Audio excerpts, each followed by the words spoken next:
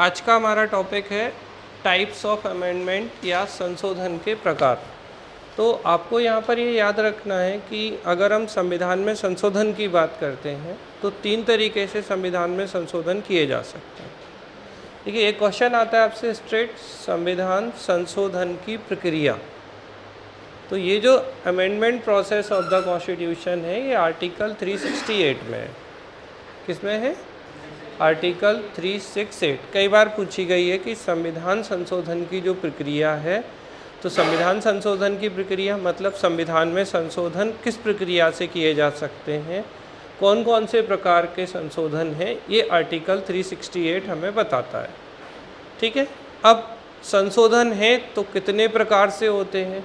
तो संविधान में बेटा 3 प्रकार से संशोधन किए जा सकते हैं। ठीक है, अच्छे से आपको ध्यान रखना। पहला है simple majority of the parliament, एक दूसरा है special majority of the parliament, और तीसरा होता है special majority of the parliament and the ratification of half of the state legislature.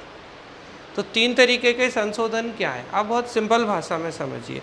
हमें हमारे संविधान में संसद को कोई संशोधन करना है, तो उसमें संशोधन कैसे कैसे किया जा सकता है? एक सिंपल मेजॉरिटी यानी साधारण बहुमत के द्वारा, एक बात क्लियर। दूसरा स्पेशल मेजॉरिटी विशेष बहुमत के द्वारा, और तीसरा होता है विशेष बहुमत स्पेशल मेजॉरिटी, और इसमें एक कंडीशन जुड़ी होती है, ratification of half of the state legislature, आधे राज्य विधानमंडलों की सहमति या अनुसमर्थन। तो 3 प्रकार के होते हैं। पहले ये बात समझ में आई कि पहला क्या होगा, संसद का साधारण बहुमत, दूसरा क्या होगा, विशेष बहुमत, और तीसरा होगा विशेष बहुमत तो है ही, क्या है, आधे राज्य विधानमंडलों का अनुसमर्थन। मतलब जैसे कि अगर हम आज बात करें तो वर्तमान में भारत में हैं कितनी स्टेट्स? तो भारत में 28 स्टेट्स हैं। अब आधे मतलब कितनों का समर्थन चाहिए? अगर मान लीजिए तीसरे तरीके का संशोधन करना है तो कितने राज्यों का समर्थन चाहिए आपको? 14 राज्य, क्योंकि आधे राज्यों का समर्थन चाहिए। अब पहले 29 होते थे, तो अब 14 एंड हाफ तो हो नहीं सकते थे स्टेट, तो पहले क्या चाहिए होता था? जैसे मैं एग्जांपल दूं कि जब जीएसटी आया था, आज आपको सर ने बताया भी होगा आई थिंक, जीएसटी कब आया?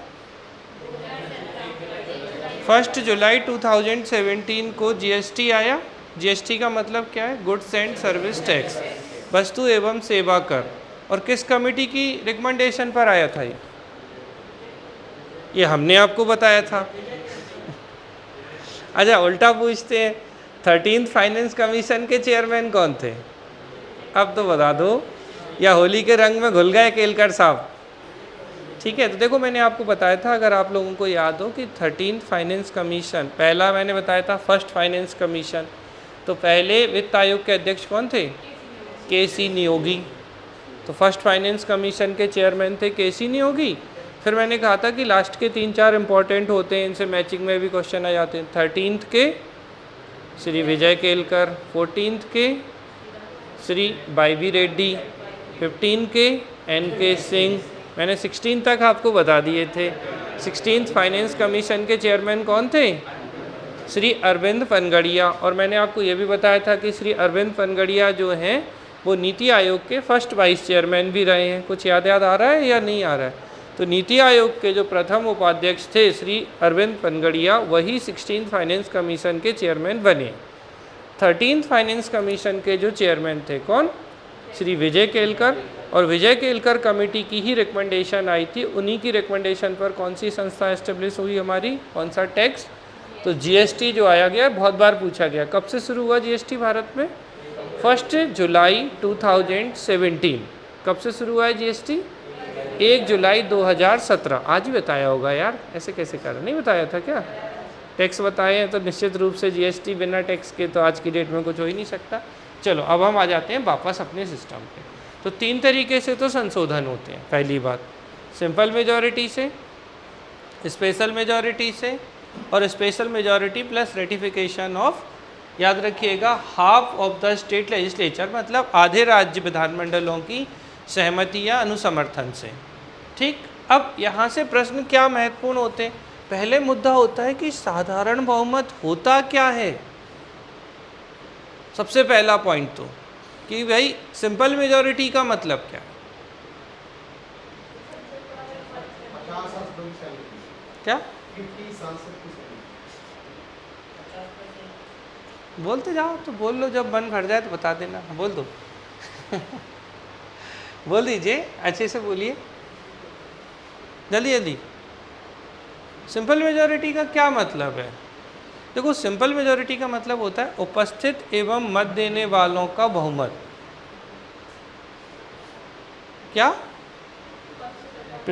क्या majority of present and voting. अगर हम यहाँ बोलें कि 50 स्टूडेंट उपस्थित हैं और अब हम बोलें कि यहाँ का साधारण बहुमत निकालो, तो उपस्थित 50, मत देने वाले 50, तो बहुमत कितना होगा? अरे 26।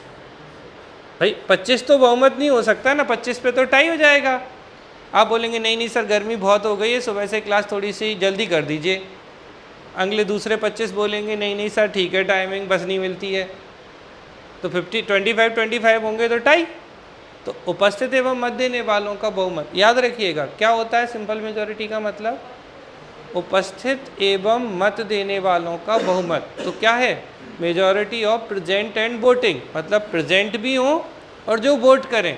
आपके क्लास की संख्या कितनी है अभी इससे मतलब नहीं है, टोटल कितने स्टूडेंट थे, आज कितने आए हैं, ये सब बात नहीं है। आज क्या बात की जा रही है? Present and voting. मतलब अगर हम आज निकालें कौन सा बहुमत, सिंपल मेजॉरिटी निकालने की बात करें तो प्रेजेंट एंड वोटिंग की बात की जाती, तो क्या है इनका? Majority of present and voting. तो उपस्थित एवं मत देने वालों का जो बहुमत होता है वही आपका साधारण बहुमत होता है। अब बात आती है बेटा कि अकॉर्डिंग टू आर्टिकल 368, अमेंडमेंट तो इसी के अकॉर्डिंग होगा। A number of provision in the constitution can be amendment a simple majority of the 2 houses of parliament. तो संसद के दोनों सदनों में, समझ रहे हैं ना, साधारण बहुमत से कौन कौन से विधेयक पारित होते हैं। तो सबसे पहले तो आपको साधारण विधेयक समझ में आया। साधारण बहुमत क्या है? उपस्थित एवं मत देने वालों का बहुमत, majority of present and voting, बस ठीक है। अब इनसे कौन कौन सी चीज़ें हैं जो संशोधन की जा सकती हैं, चलो इस पे बाद में आएंगे। पहले हम आ जाते हैं दूसरी बात पे। दूसरे तरीके से संशोधन कैसे हो सकता है? बाई स्पेशल मेजॉरिटी, मतलब विशेष बहुमत में। अब विशेष बहुमत में बेटा हमेशा 2 कंडीशन होती। सबसे ज़्यादा इम्पॉर्टेंट बात जो है बस समझने की यही है, गलती यही होती है और कहीं नहीं। तो आप स्पेशल मेजॉरिटी को अच्छे से समझ लो, क्योंकि कई सारी जगह आपको स्पेशल मेजॉरिटी पॉलिटी में दिखाई देगा। जैसे एक मैं एग्जाम्पल दूँ, नेशनल इमरजेंसी, राष्ट्रीय आपातकाल। तो अगर राष्ट्रीय आपातकाल लागू हो गया भारत में, तो राष्ट्रीय आपातकाल को किस मेजॉरिटी से पास होना चाहिए पार्लियामेंट में? स्पेशल मेजॉरिटी से। तो फिर ये शब्द आ जाता है, जैसे कभी कोई आर्टिकल पढ़ रहे हैं आप, करंट अफेयर पढ़ रहे हैं, तो ये शब्द आपको खूब मिलेगा, स्पेशल मेजॉरिटी स्पेशल मेजॉरिटी। तो मन में प्रश्न आता है what do you mean by special majority? तो सबसे पहले सिंपल मेजॉरिटी क्लियर है। पहले तो उपस्थित एवं मत देने वालों का बहुमत, तो majority of present and voting, जितने उपस्थित हैं और वोट कर रहे हैं उनका अगर बहुमत है, और देखो बहुमत होगा 50% पे, ये तो आप समझते ही हैं भाई। अगर मान लो 20 लोग उपस्थित हैं तो क्या 9 लोगों में बहुमत हो सकता है? सीधी बात है कि 10 पे तो होगा टाई। अब जब 10 के ऊपर जाएंगे तो 50% हो ही जाएगी, 50% से ज़्यादा। भाई मेजॉरिटी को हम क्या मानते हैं कि भी सामान्य स्थितियों में जब हम, अगर आप कुछ नहीं हो तो क्लास में आप मॉनिटर का चयन करते थे, क्लास रिप्रेजेंटेटिव, तो भी क्या होता था, जितने स्टूडेंट होते थे उनसे सबसे वोट कराते थे, फिर देखते थे किसको ज़्यादा वोट मिले। होता था कि नहीं होता था? यहाँ पर आपको स्पेशल मेजॉरिटी में 2 कंडीशन याद रखनी है। सबसे पहली condition, the majority of the provision in the constitution need to be amendment a special majority of the parliament that is majority more than 50%, पहले तो 50% से अधिक है, of the total membership of the house, कुल सदस्यों का 50% से अधिक, या कहें कि सदन के बहुमत का 50% से अधिक, एक स्थिति। और दूसरी स्थिति क्या है? अब majority of 2/3 of the member of each house is present and voting. तो यहाँ पर विशेष बहुमत में बेटा दो कंडीशन अप्लाई हो रही हैं, इस बात को आप बहुत अच्छे से ध्यान रखिएगा। एक कंडीशन क्या है, देखो समझो, total membership of each house, और वो भी कैसी मेजॉरिटी, मोर देन 50%। तो क्या हो रहा है, कुल सदस्यों का बहुमत होगा ही 50% से अधिक। और दूसरी कंडीशन क्या है, majority of the 2/3 of member each house present and voting. किसी को समझ में नहीं आई होगी बात, हाँ बोल दो जल्दी से, फिर हम आगे बताएं दोबारा से। ठीक है, देखो दो कंडीशन है। अब पहले आप मुझे बताओ कि लोकसभा में कुल सदस्य कितने हैं? लोकसभा में कुल कितने मेंबर हैं? 543। ठीक है, एक राज्यसभा में कुल कितने सदस्य हैं? अभी 245। यही है वर्तमान में राज्यसभा और लोकसभा में सदस्यों की संख्या। अब अगर हम कहें कि लोकसभा के सदन का बहुमत, तो इनका बहुमत क्या होगा?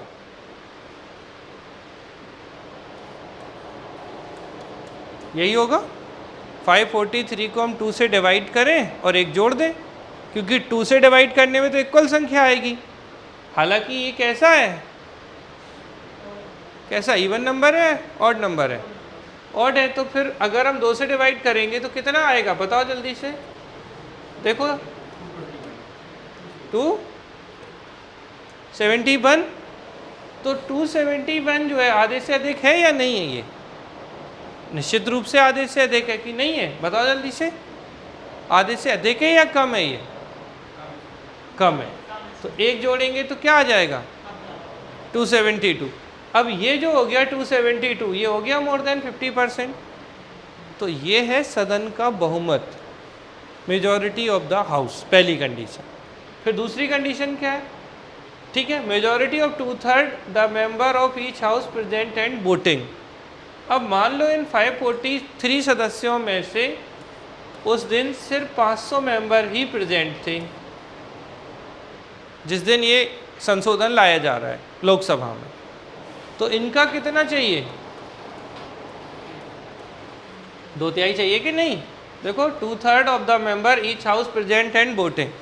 अब इनमें से जैसे 500 सदस्य उपस्थित भी हैं प्लस ये वोट भी करें, तो हो जाएगा इनका 2/3। अब कितना होगा बताओ जल्दी से, निकालो जल्दी से।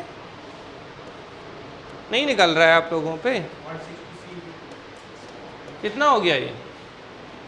2 से मल्टीप्लाई भी करोगे कि नहीं करोगे? कितनी हो रही संख्या?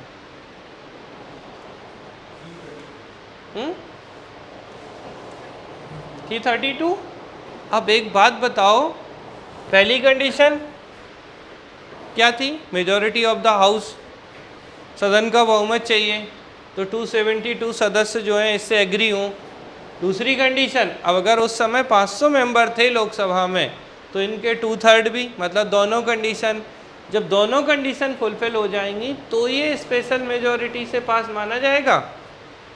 ये तो सिर्फ लोकसभा की स्थिति है, फिर यही स्थिति कहाँ होगी, राज्यसभा में होगी। मतलब क्या, इनका पहले तो बहुमत निकालेंगे, तो कितना आएगा बहुमत बेटा, ठीक है, यानी कि 122 तो कम हुआ, यानी कि हो गया बहुमत क्या, 123।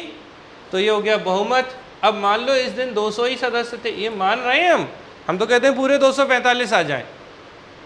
अगर पूरे 245 हैं और 245 ही वोट करें तो किसका 2/3 निकाला जाएगा, 245 का। तो दो कंडीशन है, पहली कंडीशन है सदन का बहुमत, तो जो टोटल मेजॉरिटी, मतलब जो टोटल हाउस की कैपेसिटी है उस सदन में कुल सदस्य संख्या है उसका बहुमत निकलेगा, ठीक है, जो कि 50% से ज़्यादा होगा। और दूसरी कंडीशन होगी कि उस दिन जब इस पे वोटिंग हो रही है तो उनका 2/3 मेजॉरिटी जो है वो निकाली जाएगी, और फिर उसके बाद में अगर ये ऐसे पास होगा तब कहानी बदलेगी, और दोनों सदनों में जब पारित हो जाएगा तब ये स्पेशल मेजॉरिटी से पास होगा। यही सेम स्पेशल मेजॉरिटी की प्रोसेस बहुत सारी जगह बेटा काम आती है। जैसे मैंने अभी बताया कि नेशनल इमरजेंसी है, राष्ट्रीय आपातकाल है, अगर राष्ट्रीय आपातकाल को कंटिन्यू रखना है तो संसद में वो जो रेजोल्यूशन या प्रस्ताव आया है वो किससे पास होना चाहिए था? स्पेशल मेजॉरिटी से। तो अभी बात आपको समझ में आई कि स्पेशल मेजॉरिटी से पास करना है तो किस तरीके से पास होगा। और तीसरे तरीके का अमेंडमेंट कैसा था, जिसमें स्पेशल मेजॉरिटी भी थी प्लस क्या थी, ratification of half state legislature. तो आधे राज्यों की जो सहमति अनुसमर्थन था वो, यानी कि ये प्रोसेस तो होगी ही तीसरे वाले में, प्लस आधे राज्यों से जब सहमति मिल जाएगी तब संसद इस तरीके के संशोधन कर पाएगी। पहले तीनों तरीके के संशोधन कैसे होते हैं ये क्लियर हुआ या नहीं हुआ? पूछिए, अगर नहीं है, कोई डाउट है मन में पूछ लीजिए, कोई हड़बड़ी नहीं है। क्योंकि ये वो चीज़ है जो आप ऐसे मानिए कि अगर आप 10 लोगों से क्वेश्चन पूछेंगे ना, तो मेरे हिसाब से तो कई बार 10 में से 8, कई 9 और कई बार 10 में से 10 ही गलत बताते हैं। क्योंकि लोग इस चीज़ को थोड़ा सा समझ ही नहीं पाते कि क्वेश्चन पूछा क्या जा रहा है। और बार बार देखो क्या होता है ना, कुछ कॉन्सेप्ट बिल्डिंग होती है पॉलिटी की कि ये कॉन्सेप्ट है, बस अगर हमें पता है तो हमेशा काम आएगा, हमें नहीं पता तो हमेशा गलत होगा। बस 2 ही कंडीशन चलती हैं, या तो सही या गलत, बीच का कोई रास्ता नहीं होता यहाँ कि आधा सही आधा गलत। संसद है हमारा, संविधान है, आप जानते हैं क्या है हमारे यहाँ, कॉन्स्टिट्यूशनल सुप्रीमेसी, संविधान की सर्वोच्चता है भारत में। तो सबसे बड़ी विधि क्या है? संविधान। ठीक है, क्लियर हुआ। दूसरे तरीके की अभी इनकी एग्जाम्पल हम बाद में बताएंगे आपको कि क्या है। तीसरा वाला समझ में आ गया कि भाई दूसरा जैसे है वैसे ही तीसरा है, बस उसमें ऐड क्या हो रही है कंडीशन।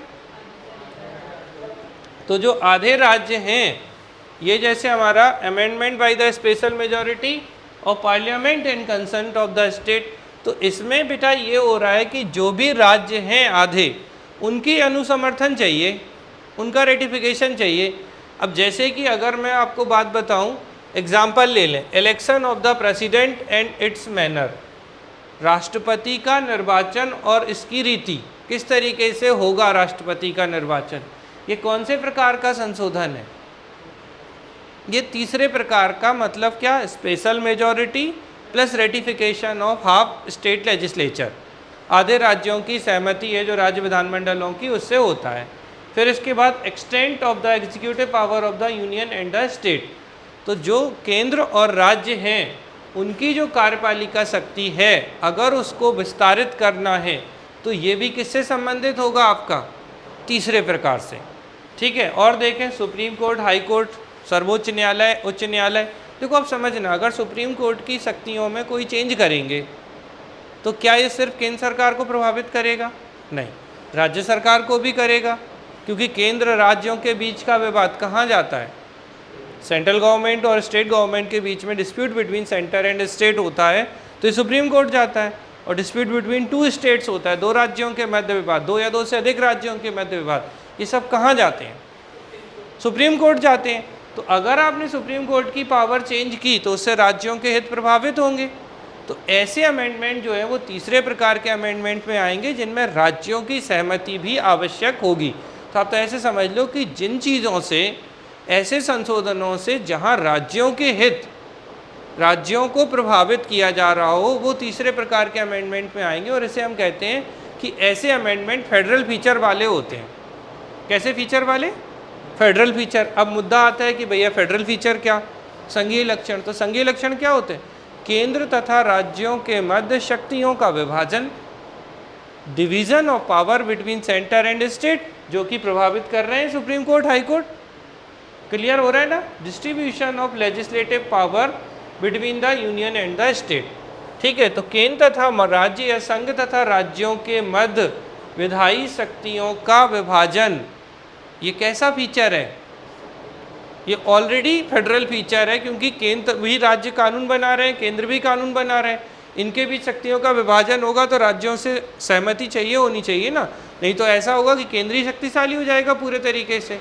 फिर any of the list of 7th schedule, 7वीं अनुसूची में कोई भी सूची है, अगर उसमें कोई अमेंडमेंट करना है तो भी वो तीसरे तरीके से होगा। Representation of state in parliament, ठीक है, संसद में राज्यों का प्रतिनिधित्व, अगर इसमें कुछ संशोधन करना है तो भी वो तीसरे प्रकार से होगा।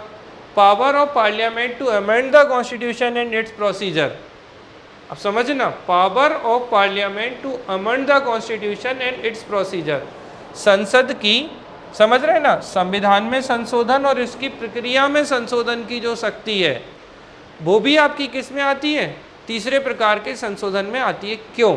अब अगर मान लो ये वाली चीज संसद अपने तरीके से करने लगे, कुछ भी संशोधन कर दे, तो फिर राज्यों के हित बहुत ज़्यादा प्रभावित होंगे। फिर तो केंद्र राज्य संबंध जो है वो सेंट्रल स्टेट रिलेशन अच्छे रह ही नहीं पाएंगे, हमेशा विवाद होगा। ये चीज़ कब ज़्यादा विवादित होगी? जैसे हम अगर बात करें आज की कंडीशन में कैसी स्थिति है, आज अगर आप देखेंगे कि एमपी में बीजेपी गवर्नमेंट है, सेंटर में बीजेपी गवर्नमेंट है, यूपी में, राजस्थान में, छत्तीसगढ़ में बीजेपी गवर्नमेंट है, यहाँ तो विवाद नहीं होगा। लेकिन अगर यही चीज़ हम वेस्ट बंगाल से बात करें तो तृणमूल कांग्रेस, ममता दीदी की गवर्नमेंट है और केंद्र में मोदी सरकार है, इनके बीच विवाद होने लगेगा। और राज्य जहाँ पर मतलब क्या नहीं है, बीजेपी सरकार नहीं है, उनके बीच में विवाद होने लगेगा। तो यहाँ पर जो संविधान संशोधन की प्रक्रिया है ये भी तीसरे प्रकार के संशोधन में आती है, जो कि राज्यों की सहमति के बिना नहीं होगी। हालांकि आप इस प्रक्रिया को नहीं बदल सकते कि हम इसको ही प्रक्रिया को ही चेंज कर दें। तो तीसरे प्रकार के अमेंडमेंट में क्या क्या आया, क्वेश्चन कैसा बनता है? एक तो आपसे सीधा क्वेश्चन बन सकता है amendment by special majority of the parliament and consent of the state, explain. दूसरा क्वेश्चन कैसे बनता है प्रीलिम्स में, कौन विशेष बहुमत तथा आधे राज्यों की सहमति से नहीं होता। इस पर बहुत ही मतलब एनालिटिकल क्वेश्चन बनते हैं। अब ये मान के चलो इस पर क्वेश्चन आते हैं तो मैक्सिमम लोग गलत करके ही आते हैं। तो आपको यहाँ ध्यान रखना होगा कि तीसरे प्रकार के जो संशोधन है बेसिकली वो फेडरल फीचर को प्रभावित कर रहे हैं। और फेडरल सिस्टम, फेडरल फीचर का मतलब क्या, तो केंद्र तथा राज्यों के मध्य शक्तियों का विभाजन, division of power between centre and state. तो उनको जो प्रभावित करेंगे वो फेडरल फीचर वाले होंगे, वो तीसरे तरीके के में जाएंगे। क्लियर है? आपको समझ में आ गई बात? अब जैसे मैं पूछूं जीएसटी कैसा था, आप तो मुझे सीधा बताओ, पहले पर सिंपल मेजॉरिटी वाला, स्पेशल मेजॉरिटी वाला, या special majority and consideration of half state या ratification of half state legislature, कौन से में आएगा जीएसटी? तीसरे में आएगा। सबको समझ में आ रही क्यों? सीधी बात है। आप अगर देखोगे तो ये देखो यहाँ भी है, distribution of legislative power between union and state, केंद्र तथा राज्यों के मध्य जो विधायी शक्तियाँ हैं उनका वितरण भी प्रभावित कर रहा है। और स्टेट लिखा है any of the list in the 7th schedule, 7वीं अनुसूची में। मैंने आपको बताया है, अगर आपको याद हो तो 3 लिस्ट हैं। एक है यूनियन लिस्ट जिस पे यूनियन गवर्नमेंट बनाती है कानून, एक है स्टेट लिस्ट राज्य सूची जिस पे राज्य सरकार कानून बनाती है, और तीसरी क्या थी, समवर्ती सूची कंकरेंट लिस्ट जिस पे सेंटर और स्टेट गवर्नमेंट दोनों कानून बना सकती। अब मुझे बताओ कि अगर जीएसटी है जो कि केंद्र का भी होता है सीजीएसटी, राज्य का भी होता है स्टेट जीएसटी, और एक होता है आईजीएसटी, होता है कि इंटीग्रेटेड जीएसटी। अब तीनों तरीके के भैया जीएसटी हैं, तो इस लिस्ट को प्रभावित नहीं करेंगे क्या? निश्चित रूप से करेंगे। तो भी ये तीसरे प्रकार से आएगी।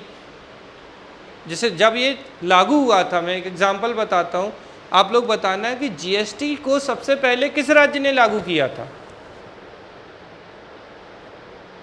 आज बात की सर ने जीएसटी पे, क्या बताया था ये कि जीएसटी भारत में किस राज्य में लागू हुआ सबसे पहले? कल बताइएगा आप लोग हमें कि जीएसटी कब लागू, मतलब पहला राज्य कौन सा था जीएसटी लागू करने वाला? केरल हो सकता है। केरल में बीजेपी सरकार के समर्थन वाला काम होगा। देखो लॉजिक लगाओ आप, अगर ऐसे रटने की कोशिश करोगे तो आपसे क्वेश्चन गलत ही होना है। आप तो बताना, कल बताना। सही है, खैर छोड़ो, चल हो गया ये, ठीक है। तीसरे प्रकार का संशोधन समझ में आया, उसमें क्या क्या है? अब देखो, election of the president and it's manner, बहुत ही एनालिटिकल टॉपिक है। राष्ट्रपति का निर्वाचन एवं उसकी रीति। तो राष्ट्रपति के निर्वाचन में आप सब जानते हैं कि संसद के लोकसभा और राज्यसभा के सदस्य वोट करते हैं। इसके अलावा राज्य विधानसभा के सदस्य भी वोट करते हैं, स्टेट लेजिस्लेटिव असेंबली के। और राज्य विधानसभा के सदस्य वोट कर रहे हैं, मतलब राज्यों की चीज़ें प्रभावित करेंगी। तो इसको अगर परिवर्तित करेंगे तो राज्यों की सहमति आवश्यक है। फिर extent of the executive power of the union and the state, संघ और राज्यों की कार्यपालिका शक्ति का विस्तार करना है। अगर संघ की कार्यपालिका शक्ति का विस्तार होगा तो वो राज्यों को प्रभावित करेगा, और राज्यों की कार्यपालिका शक्ति का विस्तार होगा तो वो राज्यों और केंद्र दोनों को प्रभावित करेगा। यानी इस तरीके के जो अमेंडमेंट होंगे वो कैसे टाइप में जाएंगे, जिनमें राज्यों की सहमति आवश्यक होगी। फिर सुप्रीम कोर्ट, हाई कोर्ट तो राज्यों को प्रभावित डायरेक्टली करते ही हैं। फिर लेजिस्लेटिव पावर के बीच में है, 7वें अनुसूची में कोई लिस्ट में परिवर्तन करना है, रिप्रेजेंटेशन ऑफ द स्टेट है पार्लियामेंट में, और power of the parliament to amend the constitution and its procedure. ये सारे के सारे आपके तीसरे प्रकार का जो अमेंडमेंट है, जिसे हम कहते हैं special majority and ratification of the half state legislature, इसके अंतर्गत आता है। क्लियर हो गया, समझ में आ रही है? ये तो हुई तीसरे की बात। अब हम आ जाते हैं भैया सबसे पहले दूसरे वाले पे। अब दूसरा वाला हो कैसे रहा था, तो स्पेशल मेजॉरिटी। स्पेशल मेजॉरिटी आपको समझ में आई, तो majority of the house and 2/3 majority present and voting. सदन का बहुमत प्लस उपस्थित एवं मत देने वालों का 2/3 बहुमत जब होगा तो ये विशेष बहुमत होगा। ठीक है, अब बात समझिए, यहाँ तक क्लियर हो गया?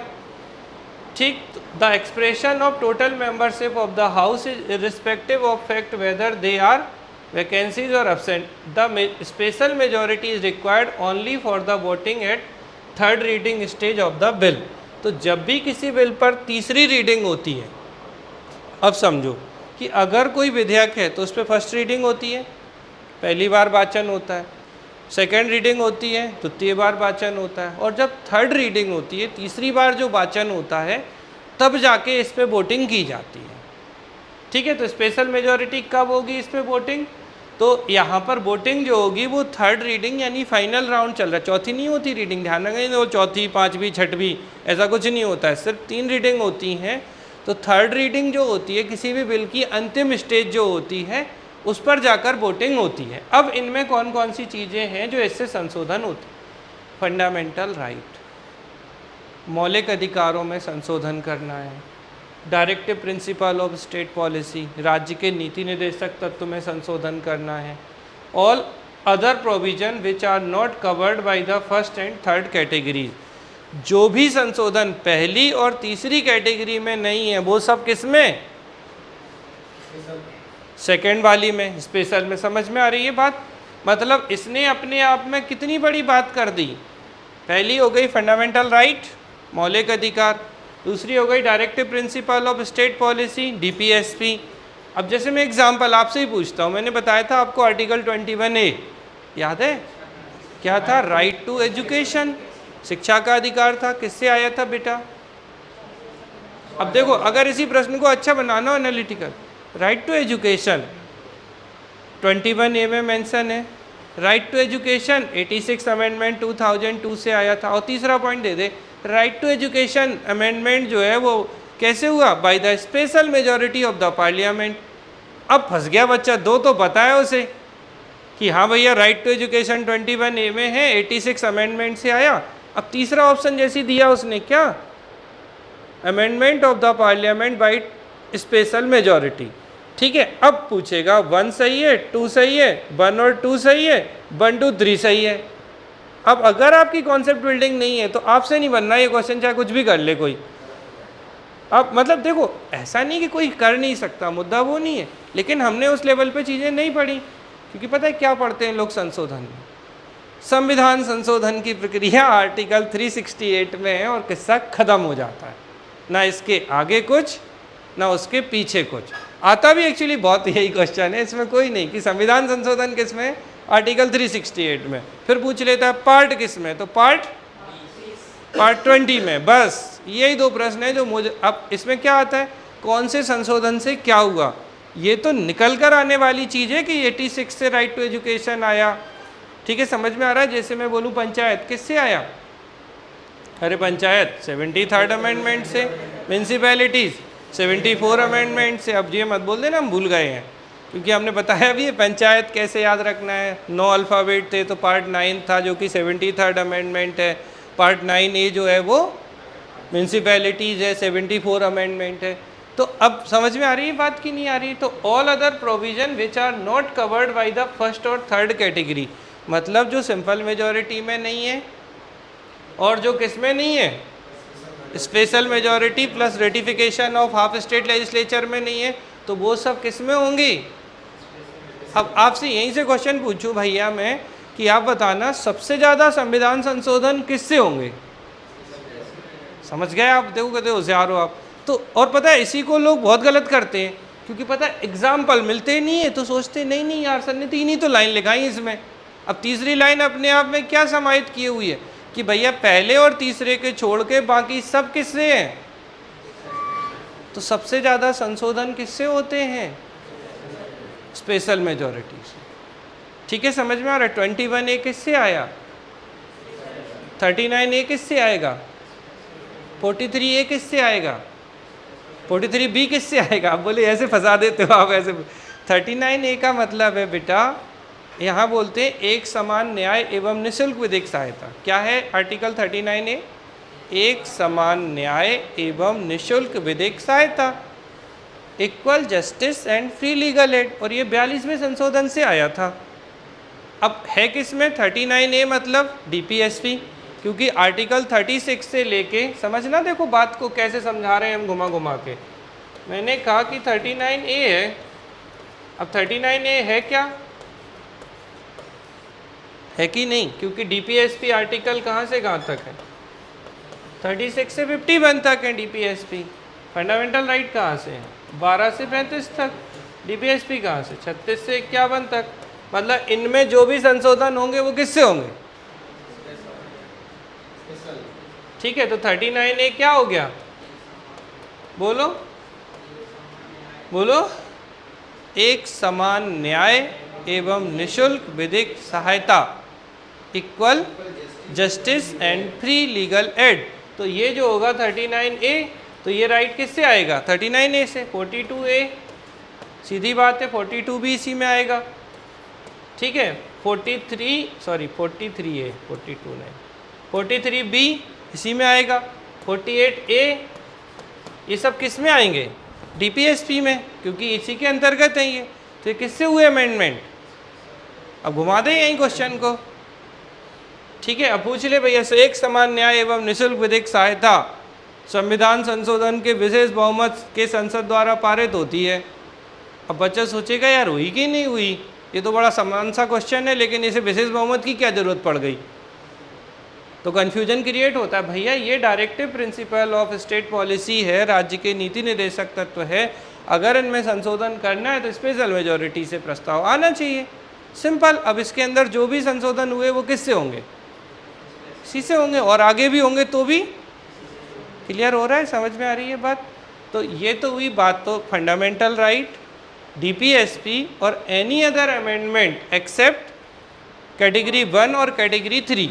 तो 1 और 3 यानी साधारण बहुमत और विशेष बहुमत प्लस आधे से अधिक आधे राज्यों की सहमति को छोड़कर जितने संशोधन होंगे वो सब किस में होंगे, यानी सर्वाधिक संशोधन किससे होंगे, विशेष बहुमत से। अब आ जाते हैं पहली वाली कैटेगरी पे।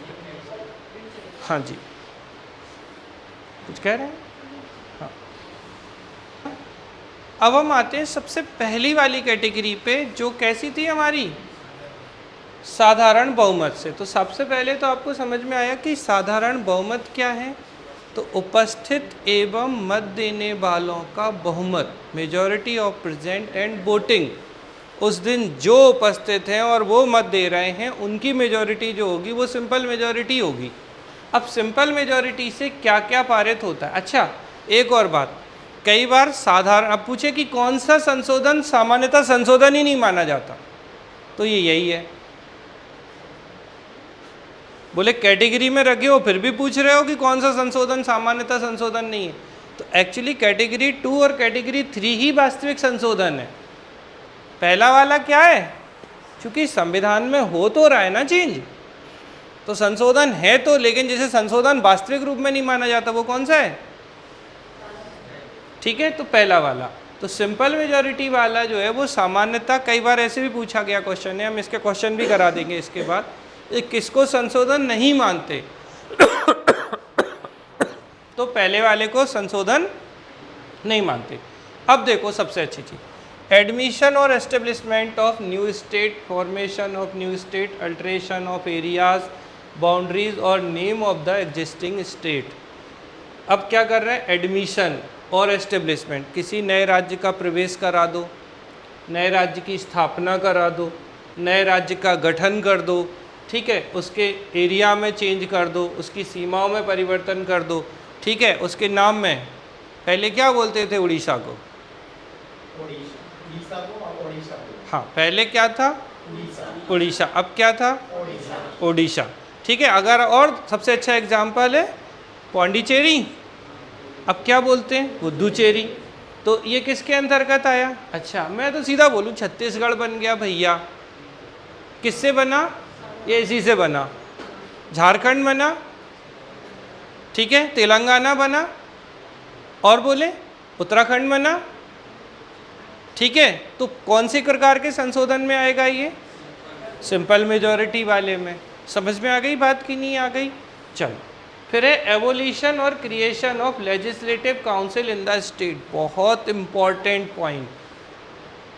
राज्यों में विधान परिषद की समाप्ति और गठन, तो एवोल्यूशन मतलब समाप्ति, क्रिएशन मतलब निर्माण या बनाना।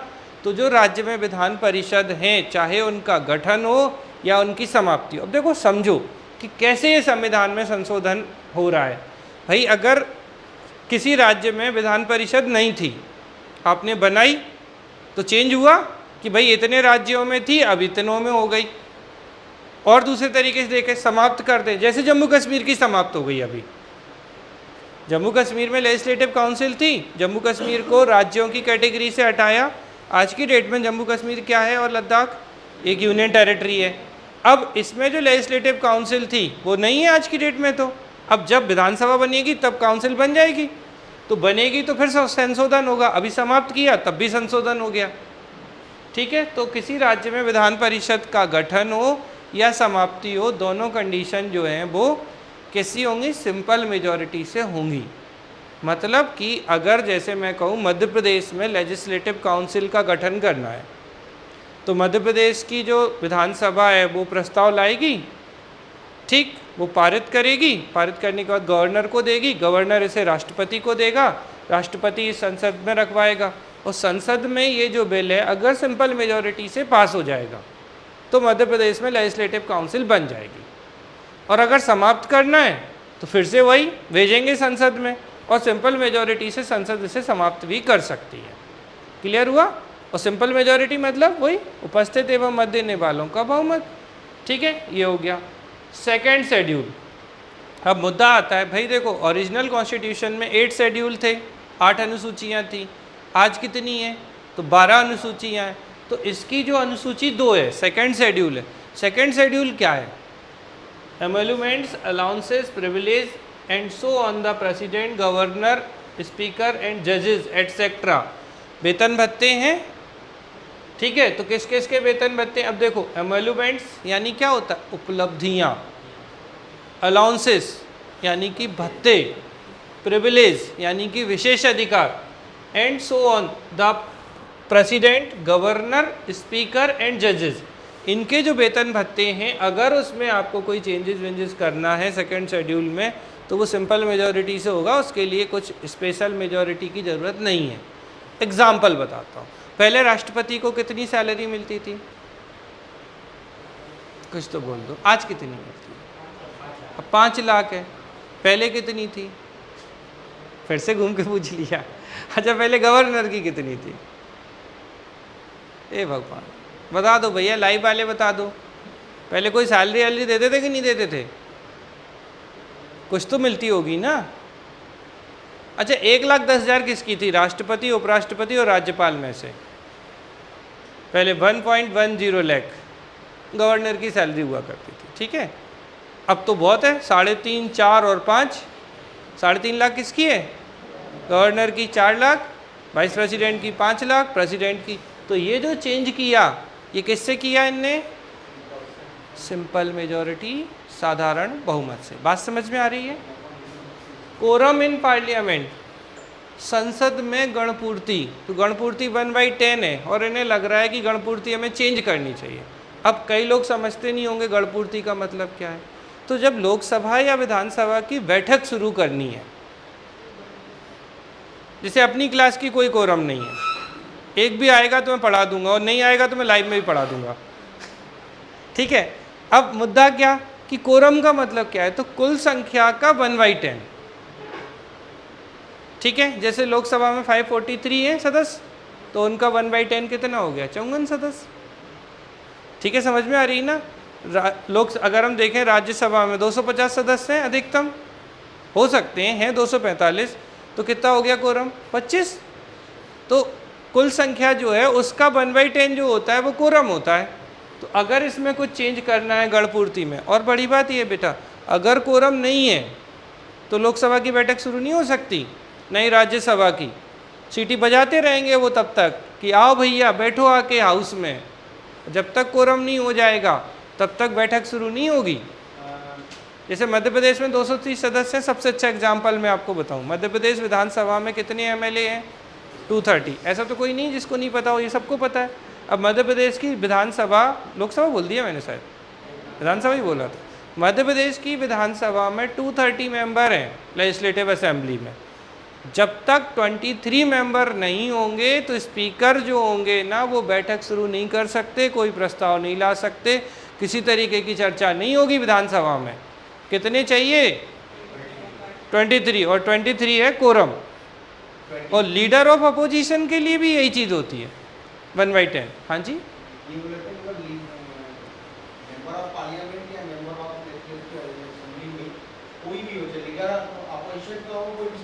ज़्यादातर टाइम में कोरम 1/10 ही है, एक। देखो मैंने कहा विधानसभा में बैठक शुरू करनी है, कोरम कितना, 1/10। संसद में शुरू करनी है, लोकसभा में शुरू करनी है, जो भी सदस्य संख्या है उसका 1/10। राज्यसभा में करनी है, उसकी जो भी सदस्य संख्या है उसका 1/10। दोनों में जोड़ के नहीं, दोनों का सेपरेट अलग अलग बैठक होती है। एक बात बताओ आप, तो ऐसे सोचो, देखो कन्फ्यूजन यहाँ आए ना, थोड़ा लॉजिकल सोचो। क्या लोकसभा की और राज्यसभा की बैठक एक साथ होती है? लोकसभा एक अलग सदन है, राज्यसभा एक अलग सदन है, दोनों की अलग अलग बैठकें होती हैं। तो भैया जब बैठक होने के लिए कोरम चाहिए है तो वो 1/10 है कुल संख्या का। मेरा पॉइंट ये था, हाँ जी बोलिए ना। मतलब जैसे कि अपोजिशन पार्टी हो या रूलिंग पार्टी हो, तो रूलिंग पार्टी के मेंबर्स या 23 हो गए तो शुरू हो जाएगी।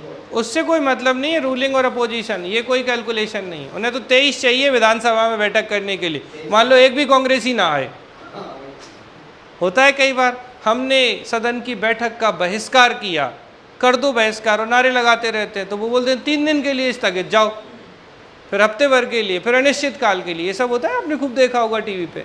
तो यहाँ पर जो कोरम है पार्लियामेंट का वो 1/10 है। अलग अलग हाउस का होगा। Salaries and allowances of the member of parliament. मजेदार, देखो कितने चंट हैं ये लोग। संसद सदस्यों के वेतन भत्ते साधारण बहुमत से चुपचाप से आते हैं, और भाई साहब कोई विरोध नहीं करता उस दिन। आपने कभी सुना कि इनकी सैलरी और अलाउंसेस बढ़ा रहे हैं? देखो पेंशन ये नहीं मिलती है आज की डेट में। आप अधिकारी बनेंगे, आपको वो वाला पेंशन शेड्यूल नहीं है, एनपीएस, सॉरी ओल्ड पेंशन, ठीक है, तो ओपीएस वाला अभी क्या शुरू हो गया, न्यू पेंशन स्कीम शुरू हो गई है। तो आप नहीं, और ये क्या कर रहे हैं, एक बार एक दिन के लिए विधायक बन जाए ये व्यक्ति, फिर जीवन पर्यंत पेंशन लेगा ये। कभी कभी मन करता है अच्छा बिजनेस है, एक बार खड़े हो जाओ, जीत जाओ, साम दाम दंड भेद, काम खत्म, उसके बाद तो मजे मजे। तो सैलरीज एंड अलाउंसेस, और बड़ी बात ये कि इनके हर साल भत्ते बढ़ा लेते हैं यार, दूसरे तीसरे साल। कितने इनकी सैलरी भले ही कम हो, अलाउंसेस बहुत ज़्यादा है इनके, तो इनको भी कितने आराम से करते 2/3 मेजोरिटी से। तो इन्हें पता चले कि लोग नहीं मिले, लेकिन सब मिल जाते हैं। देखो पता है बड़ी बात, ऐसे में ना कोई विपक्ष है ना सत्ता पक्ष है, एकदम मज़े से कर लेते, बोले हाँ पास हो गया। और बड़ी बात पता है केजरीवाल साहब जैसे लोग क्या बोलते हैं, बोले बेइज्जती होती है अगर सैलरी कम होती है, अमेरिका क्या कहेगा आपके राष्ट्रपति की सैलरी कम, बोले सबकी सैलरी बहुत होनी चाहिए, तो विधायकों की सैलरी दिल्ली में बहुत है। यही स्टेटमेंट था श्री अरविंद केजरीवाल जी का। बात सही है एक तरीके से कि यार थोड़ी इंसल्टिंग भी तो है, राष्ट्रपति की सैलरी बोली इतनी कम, वो बात ठीक है, तो राष्ट्रपति की दे दो ना भाई, उपराष्ट्रपति की दे दो, राज्यपाल की दे दो, विधायक की क्यों? यहाँ होना चाहिए रिफॉर्म, लेकिन नहीं होता क्योंकि किस में डाल दिया इनने, सिंपल मेजॉरिटी में। Use of English language in parliament, तो अंग्रेजी भाषा का संसद में प्रयोग। नंबर ऑफ जजेज इन द सुप्रीम कोर्ट, ठीक है, तो सर्वोच्च न्यायालय में कितने जज होंगे ये यहाँ से चेंज कर सकते हैं, मतलब संख्या बढ़ा देंगे, ये बढ़ाना है इन्हें। पावर नहीं सुप्रीम कोर्ट की, जजों की संख्या, केस बढ़ रहे हैं संख्या बढ़ा दो। अभी आपने थोड़े दिन पहले ही सुना होगा कि पहले 30+1 थी, एक मुख्य न्यायाधीश चीफ जस्टिस ऑफ इंडिया और अदर जजेस 30 होते थे, अभी कितने 33+1 है, 33 सुप्रीम कोर्ट के जज हैं और एक कौन है चीफ जस्टिस ऑफ इंडिया 34 है। ठीक है, क्लियर हो गया। ये conferment more jurisdiction of the supreme court, देखो मज़ेदार बात है कि अगर सुप्रीम कोर्ट की और अधिकारिता बढ़ानी है तो बढ़ा दो, कम नहीं कर सकते। क्या कर रहे हैं, और विस्तृत कर रहे हैं इनकी अधिकारिता, कोई दिक्कत नहीं है, बोले बढ़ा दो। सुप्रीम कोर्ट भी चुप है, हाँ बोले ठीक है और थोड़ी पावर एंजॉय करेंगे, तो कोई मतलब नहीं है, यहाँ पे दिक्कत नहीं है। यूज ऑफ ऑफिशियल लैंग्वेज, राजभाषा का प्रयोग, ठीक है। सिटीजनशिप, एक्विजिशन ऑफ टर्मिनेशन, मतलब चाहे हमें नागरिकता को ग्रहण करना हो या समाप्त करना हो, ये किस में आई, आ गया सीए, ठीक है। इलेक्शन टू पार्लियामेंट और स्टेट लेजिस्लेचर, तो जो संसद और राज्य विधानमंडल के निर्वाचन है वो भी बिल्कुल सिंपल मेजोरिटी से अपनी इच्छा से जब चाहें बढ़िया से चेंज कर कर आके बैठ जाते हैं। डिलिमिटेशन ऑफ द कॉन्स्टिट्यूएंसीज, तो जो भी कॉन्स्टिट्यूएंसीज मतलब क्या होता है कि जो विधानसभा क्षेत्र हैं, जो लोकसभा क्षेत्र हैं, जो संसद क्षेत्र हैं, इनकी कॉन्स्टिट्यूएंसी का क्या करना है, डिलिमिटेशन समझते हैं बोलिए, परिसीमन। जैसे मैं बोलूं कि भोपाल का एरिया बड़ा हो गया और सीहोर का एरिया छोटा रह गया, तो अगर इसका डिलिमिटेशन करना हो कि पॉपुलेशन बैलेंस हो जाए तो ये कर सकते हैं परिसीमन। आपने ऐसे नहीं, गाँव में आपने अच्छे सुना होगा, अगर आप किसी ब्लॉक में या तहसील वगैरह में रहते होंगे, कि एक बार आप लोग कभी वार्ड 2 में आते थे, बाद में देखा कि अगला इलेक्शन हुआ वार्ड 3 में पहुंच गए, ऐसे चेंजेस होते हैं। ये एक्चुअली डिलिमिटेशन ही है, परिसीमन हो रहा है, जिससे कि हर एक वार्ड की, हर एक कॉन्स्टिट्यूएंसी की जो संख्या है, पॉपुलेशन जो है, उसे इक्वल रखा जा सके। नहीं तो क्या होगा, एक वार्ड में 10,000 लोग थे और एक वार्ड में 4,000 ही हैं, तो बड़ी नाइंसाफ़ी है भाई। तो उसको बैलेंस करने के लिए किया जाता है। यूनियन टेरिटरीज़, आपको पता ही है, सीधे सीधे संघ शासित प्रदेश जो है उनमें किया जा सकता है।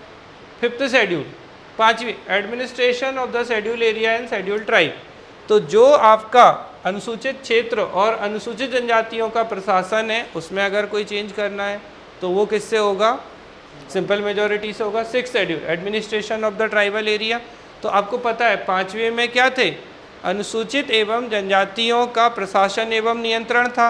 और 6th शेड्यूल जो है बेटा, असम, मेघालय, त्रिपुरा और मिजोरम, कुछ याद आई किसी को? 6वीं अनुसूची जो थी वो असम, मेघालय, त्रिपुरा और मिजोरम जो राज्य हैं, उन राज्यों की किसकी बात करते हैं ये, ठीक है। तो उन राज्यों की अगर हम बात करें,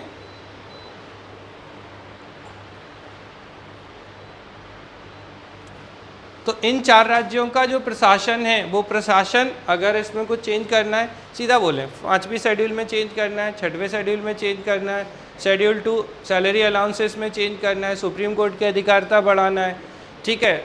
इसके अलावा संसद सदस्य, विधानमंडल के सदस्यों के वेतन भत्ते बढ़ाना है, बना दो। नए राज्यों का प्रवेश कराना है, विधान परिषद को बनाना है, समाप्त करना है, नए राज्यों का गठन करना है, किसी राज्य को भारत में मिलाना है, ये सारे काम जो है, सिटीजनशिप को स्वीकार करना है, हटाना है, ऑफिशियल लैंग्वेज राजभाषा का उपयोग करना है, ये सारे संशोधन जो है वो आपको किससे दिखाई दे रहे हैं, सिंपल मेजॉरिटी से दिखाई दे रहे हैं। अब क्वेश्चन क्या बनता है, कौन सा संशोधन सिंपल मेजॉरिटी से नहीं होता? तो अब सिंपल समझ लो कि सिंपल से कौन कौन से सिंपल हो रहे हैं। तो पहले भैया, अगर किसी राज्य के नाम में, सीमा में परिवर्तन करना है, नए राज्यों का गठन करना है, प्रवेश करना है, बनाना है, ये सिंपल हो गया। विधान परिषद, लेजिस्लेटिव काउंसिल का एवोल्यूशन और क्रिएशन करना है, ये सिंपल हो गया। 2nd शेड्यूल हो गया, ठीक है। और शेड्यूल देख लें, 2nd शेड्यूल हो गया, 5th शेड्यूल हो गया, 6th शेड्यूल हो गया, ये 3 शेड्यूल हो गए। फिर इसके बाद देखें कोरम, फिर क्या है आपका सैलरीज, ये तो बढ़िया समझ में आता है, MP MLA की सैलरी ये तो बड़े आराम से कर लेते हैं। संसद की जो रूल्स ऑफ प्रोसीजर है, ठीक है, प्रिविलेज हैं संसदीय सदस्यों के, संसद में अंग्रेजी भाषा का प्रयोग है, सुप्रीम कोर्ट के जजों की संख्या है, सुप्रीम कोर्ट की अधिकारिता में वृद्धि है, राजभाषा का प्रयोग है, आपकी नागरिकता जो है उसको ग्रहण करना और क्या करना, एक्विजिशन मतलब ग्रहण करना, और टर्मिनेशन यानी समाप्त करना। ठीक है, फिर संसद और विधानमंडल के निर्वाचन है, डिलिमिटेशन यानी परिसीमन करना है कॉन्स्टिट्यूएंसीज का, यूनियन टेरिटरीज है, और 5th और 6th शेड्यूल है। ये सब आपके किस में आते हैं? अच्छा, स्पेशल मेजॉरिटी में क्या क्या था भैया? इनको छोड़ के बोलो पहले, फंडामेंटल राइट, डीपीएसपी और 1 और 3 को छोड़कर, तो ये सब नहीं होंगे। ठीक है, स्पेशल मेजॉरिटी में आपको समझ में आ गया, फंडामेंटल राइट, डीपीएसपी और ये सब। अब तीसरी जो थी, देखो भैया अब ध्यान रखना, राष्ट्रपति का निर्वाचन और उसकी नीति, क्योंकि राज्यों के हितों को देखो दिमाग में ये रखो कि तीसरे टाइप का अमेंडमेंट वो होगा जो हमारे फेडरल फीचर को प्रभावित करेगा। कैसे? संघीय लक्षणों को, संघीय ढांचे को प्रभावित करेगा, मतलब सेंटर स्टेट रिलेशन को या division of power between centre and state को प्रभावित करेगा। तो राष्ट्रपति का हो गया, कार्यपालिका शक्ति हो गई, सुप्रीम कोर्ट, हाई कोर्ट हो गए, फिर आपकी लेजिस्लेटिव पावर हो गई किसके बीच में? यूनियन और स्टेट के बीच में, 7वीं अनुसूची हो गई, फिर क्या हो गया? रिप्रेजेंटेशन ऑफ स्टेट हो गया, क्योंकि राज्यों को प्रभावित कर रहा है ये, और power of the parliament to amend of the constitution and its procedure. ये सब आपके किसके अंतर्गत आएंगे? तीसरे तरीके के संशोधन, मतलब क्या? Special majority and ratification of the half state legislature. ठीक है, यानी कि विशेष बहुमत तथा आधे राज्यों के विधानमंडलों के अनुसमर्थन या सहमति से। क्लियर हो गया? ये थी आपकी पूरी की पूरी प्रक्रिया। अगर आप हिंदी में देखना चाहें तो देखिए, नए राज्यों का प्रवेश, पहली बार किसकी बात कर रहे हैं? संसद के साधारण बहुमत की। नए राज्यों का गठन, क्षेत्रों, सीमाओं, नामों में परिवर्तन, विधान परिषदों का उन्मूलन यानी समाप्ति और निर्माण, इसकी बात हम कर सकते हैं। इसके बाद अगर हम देखें, संसद में अंग्रेजी भाषा का प्रयोग, उच्चतम न्यायालय में न्यायाधीशों की संख्या, उनके अधिकार क्षेत्र के अनुरूप राजभाषाओं का प्रयोग, नागरिकता ग्रहण और समाप्ति, संसद राज्य विधानमंडल के चुनाव, निर्वाचन क्षेत्रों का परिसीमन, केंद्र शासित प्रदेश, 5वीं और 6वीं अनुसूची। ये हो गया फर्स्ट में। फिर विशेष बहुमत क्या था? तो सदन का बहुमत और उपस्थित एवं मत देने वालों का 2/3 बहुमत, तो majority of the house and 2/3 majority present and voting, इसको ले रहे थे। फंडामेंटल राइट, डीपीएसपी और इसके अलावा 1st और 3rd कैटेगरी को छोड़कर। फिर तीसरी स्थिति क्या थी?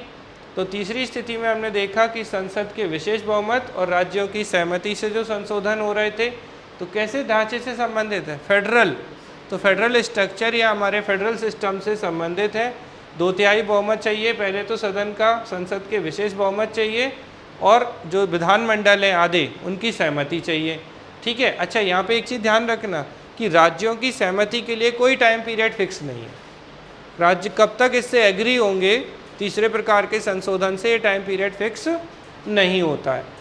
राष्ट्रपति का चुनाव, उसकी रीति, संघ और राज्यों की कार्यपालिका शक्ति का विस्तार, उच्चतम और उच्च न्यायालय, संघ और राज्यों के बीच विधायी शक्तियों का वितरण, 7वीं अनुसूची में कोई भी सूची, संसद में राज्यों का प्रतिनिधित्व और संविधान और उसकी प्रक्रिया में संशोधन करने की शक्ति, ये सब जो हैं वो आपके तीसरे प्रकार के कैटेगरी के अंतर्गत आते हैं। ये हो जाता है आपका टाइप्स ऑफ अमेंडमेंट वाला।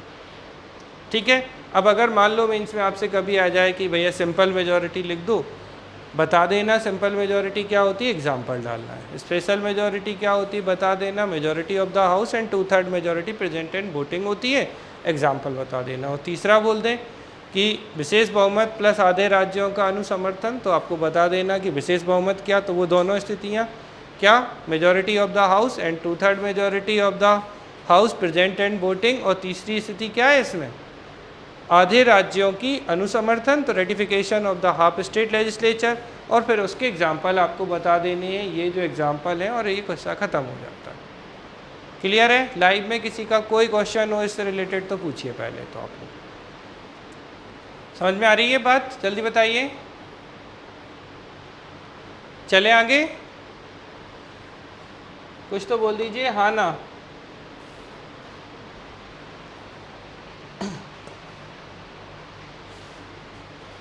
चलिए इससे क्वेश्चन कर लें तो थोड़ा सा और क्लियर हो जाएगा कि समझ में आ रहा है या नहीं आ रहा है।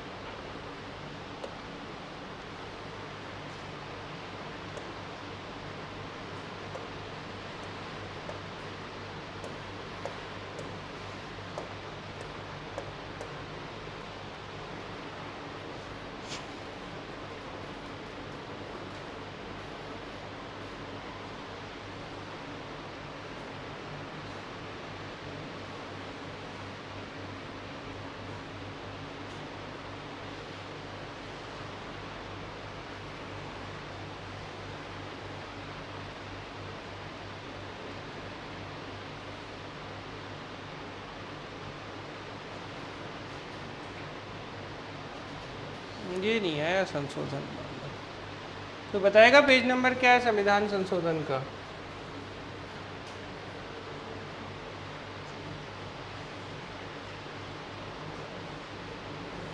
अच्छा, इसके अलावा पहले मैं कुछ संशोधन और बता दूं तो फिर हम लोग सीधे क्वेश्चन पे आ जाएंगे तो ज़्यादा बेहतर होगा।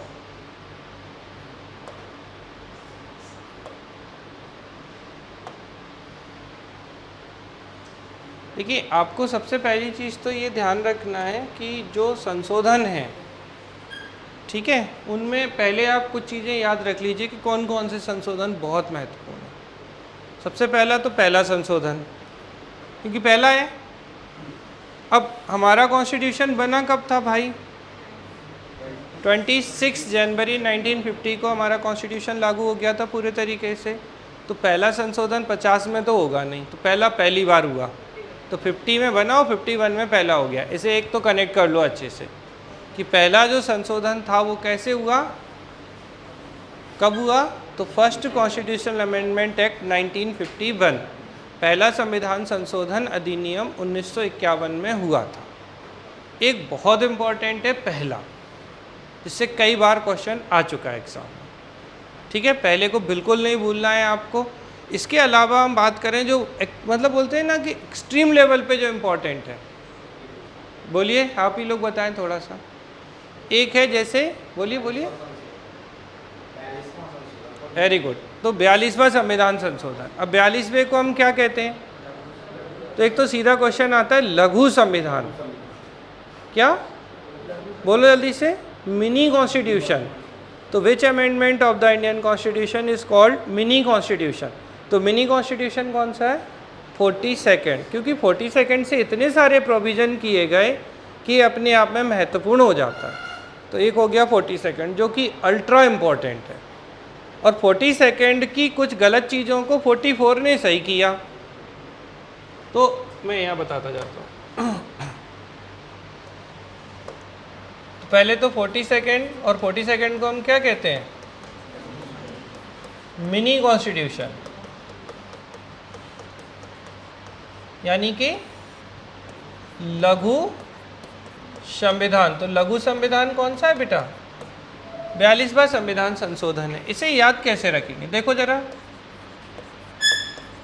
4 और 2 कितने होते हैं? 6। तो 42वां संशोधन कब आया? ठीक, तो आपको ये ध्यान रखना है 42nd कॉन्स्टिट्यूशन अमेंडमेंट एक्ट 1976 का है। 42वां संविधान संशोधन अधिनियम 1976 का है, ये ध्यान रखेंगे आप अच्छे से। तो 42वां संशोधन 1976 में आया था, ये आपको क्लियर कट याद रखना है। और इसमें जो कुछ गड़बड़ हो गई थी चीज़ें, उन्हें 44 में सही किया गया। किसमें गड़बड़ हो गई थी? तो 44, 4 और 4 क्या होता है? 8। जैसे 4 और 2 6। तो एक तो सीधा पूछ लेते हैं 42वां संशोधन कब का है? 1976 का। तो 44वां कब का हो जाएगा? 2 जोड़ दो, या 4 और 4 8 कर दो। देखो, याद रखने की जो लॉजिक है ना, उसको भूलना नहीं। अभी ये भले ही लगता हो कि बहुत आसान है, लेकिन जब 4 ऑप्शन होते हैं ना, 76 77 77 78 79, तो एक बार को तो यही भूल जाते हैं कि भाई साहब 78 था कि 76 था, क्योंकि ये दो बड़े कन्फ्यूजन हैं। तो आपको कैसे याद रखना है? 42 76 और 44 78। तो 4 और 4 8। जैसे मैं एक एग्जांपल बताता हूँ आपको, इससे क्या किया गया था, जो टेन्योर था वो 5 ईयर से 6 ईयर कर दिया गया। किसका? लोकसभा और लेजिस्लेटिव असेंबली का। सब लिखा हुआ है, बस सुन लीजिए आप पहले अच्छे से। लिखना है तो लिख सकते हैं, कोई प्रॉब्लम नहीं। लोकसभा का नॉर्मल टेन्योर 5 ईयर होता है, लेजिस्लेटिव असेंबली का भी 5 ईयर था, लेकिन ये 42वां संशोधन आया तो इसने 5 से क्या कर दिया, 6 कर दिया। ठीक है, तो बोलेंगे चलो चेंज।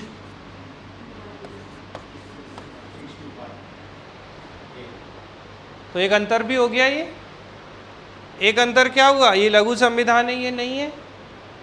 एक अंतर क्या हो गया, अरे सामने दिख रहा है 42वां कब आया, ये कब आया। अब अंतर और देखें, अभी थोड़ी देर पहले हमने आपको बताया था 39A, जल्दी बताना, उल्लू नहीं बनाना हमको। क्या बताया था भाई, बोलो। Equal justice and free legal aid, एक समान, बोलो भाई हिंदी, न्याय एवं निःशुल्क।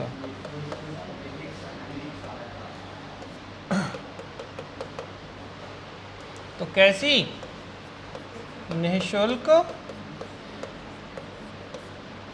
विधिक सहायता। कैसी सहायता देंगे, ठीक है। तो एक समान न्याय बहुत आता है, ब्रैकेट में नहीं करना, कभी कभी झांसा दे देते हैं और ब्रैकेट में दे देते हैं एक समान न्याय और निःशुल्क विधिक सहायता, और ऑप्शन देते हैं 39 ब्रैकेट में ए। आप तो 39 और ए ध्यान रखते हो, एक ब्रैकेट में नहीं है, गलत हो जाएगा, 0 नंबर मिलेंगे। ब्रैकेट में जो चीज़ रखी जाती है वो sub clause of the Indian constitution को रिप्रेजेंट करती है, भारतीय संविधान का उपखंड, यानी ये संविधान में ऑलरेडी था। मज़ेदार बात ये मैं आपको बताऊं कि 39A ऐसा भी है, लेकिन ये बिल्कुल अलग है और ये बिल्कुल अलग है।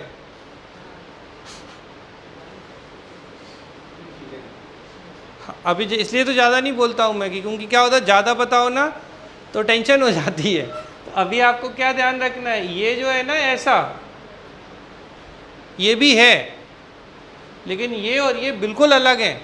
ये क्या है, अगर आप अपनी समझ के लिए लिखना चाहते हैं तो लिख लीजिए, sub clause of Indian constitution, भारतीय संविधान का उपखंड है। मतलब ये कह सकते हैं कि आर्टिकल 39 का ब्रैकेट में ए जो है वो एक सब क्लॉज है, ब्रैकेट में बी सब क्लॉज है, ब्रैकेट में सी सब क्लॉज है, ब्रैकेट में डी सब क्लॉज है। ठीक है, जबकि 39 बिना ब्रैकेट के ये अलग है और ये अलग है। और अगर और ज़्यादा आपको समझना है तो आपको ये ध्यान रखना है कि कभी भी आप पॉलिटी में अपनी मर्जी से ब्रैकेट लगाएं या हटाएं नहीं, बहुत बहुत कीन ऑब्जर्वेशन से पढ़ने की ज़रूरत है। अभी तो प्राइमरी स्टेज पे जब प्रीलिम्स दिखता है तो नहीं समझ में आता है। यूपीपीएससी ने तो ऑप्शन दे दिया था, एक समान न्याय और निःशुल्क विधिक सहायता, और पहला ऑप्शन ही था 39 ब्रैकेट में ए, और 99% बच्चे यही लगा के आए थे, नन पे तो कोई गया ही नहीं था, और उसने दिया ही नहीं 39 बिना ब्रैकेट के, और आंसर गलत था। और इवन इससे भी पूछा जा चुका है, ये सही है, ये क्या है आपका फंडामेंटल ड्यूटीज़, मौलिक कर्तव्य। अगर बोला जाए मौलिक कर्तव्य और लिख दे, कई किताबों में भी गलत है, मैं फिर बता रहा हूँ, अच्छे से समझने की ज़रूरत है। 51 ब्रैकेट में ए नहीं, 51 बिना ब्रैकेट के। अगर हिंदी में भी लिखना है तो 51 का, किसका का, मौलिक कर्तव्य का, कुछ और नहीं। अगर आपने थोड़ी गलती की आपका क्वेश्चन गलत हो जाएगा। ऑप्शन ही नहीं है, मान लो ना नन है और है ही ऐसा गलती, तो आप लगा दोगे। बड़ी बात यह है कि 99% नोट्स में लोगों की गलतियां होती हैं, ये बहुत सारी किताबों में गलतियां हैं ये, और बहुत सारे लोग इसको ध्यान ही नहीं देते कि ये कुछ ऐसा भी है। कई तो सेलेक्ट भी होगा, उन्हें समझ ही नहीं आया आज तक, वो खुश हैं, बोले ठीक है नहीं समझ में आया, सेलेक्ट तो हो गए, अब क्या फर्क पड़ता है। बट पहले कॉपियाँ बहुत रिजिड चेक नहीं होती थी। अब कॉपियाँ बहुत अच्छे तरीके से चेक होती हैं, तो क्योंकि सीट्स बहुत ज़्यादा नहीं होती हैं, तो किन ऑब्जर्वेशन में होती हैं कि हमने छोटी गलती की और आपका क्वेश्चन गलत कर देंगे। वो कुछ नहीं, बस वो ऐसे कर देते हैं, जैसे आपने का ब्रैकेट में लिख दिया और वो ऐसे एक रेड पेन से कर देंगे, बस काट लिए नंबर, हो गया, बोले बस ठीक है। तो ये नहीं करना है, ठीक है। ये भी आप देखो 39A किससे आया? 42वें संविधान संशोधन से। इसके अलावा अगर हम देखें 43A जो है वो किससे आया है? ये भी 42वें संविधान संशोधन से, ब्रैकेट में नहीं लिखना है। और 43B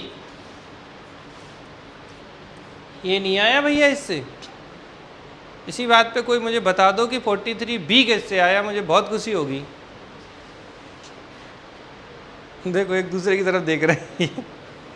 हाँ बताइए, लाइव क्लास में कोई बताएगा कि 43B क्या है? पहले तो ये बताओ, आर्टिकल 43B में किसी को भी पता हो तो प्लीज़ बताए। अरे ट्राई तो करो, तुक्का मारो, चलो। अच्छा चलो एक और क्वेश्चन देते हैं। 48A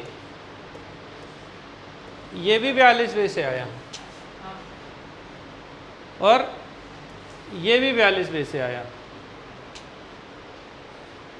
समझ में आ रही बात? अब कितनी चीज़ें होंगी। अब क्वेश्चन आता है मिनी कॉन्स्टिट्यूशन एक्सप्लेन, तो कुछ नहीं है एक्सप्लेन करने को। बोले सबसे ज़्यादा संशोधन 42वें से हुए। कब हुआ 42वां संशोधन? 1976 में हुआ। और अब क्या क्या चेंज हुए वो आपको बताने हैं। अच्छा आज के गेम से थोड़ा सा एनालिसिस करने की कोशिश करें अपन। इसने एक क्या लेके आया है? 39A। 39A क्या है? DPSP। तो कौन से प्रकार का संशोधन होगा? सेकंड वाला, विशेष बहुमत वाला। ये कौन सा होगा? विशेष बहुमत वाला। ये कैसा होगा? विशेष बहुमत वाला। हाँ या ना? पक्का? क्योंकि ये तो सब DPSP है। अच्छा ये कैसा होगा? फंडामेंटल ड्यूटीज वाला।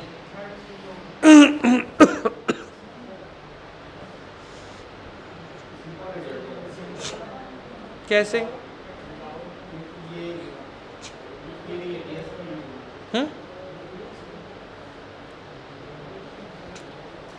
अब देखो लॉजिक नहीं लगा पा रहे हो, सामने चीजें हैं, सोचो। अच्छा मैं बोलूं 43B, पहले तो ये बताओ 43B आया किससे?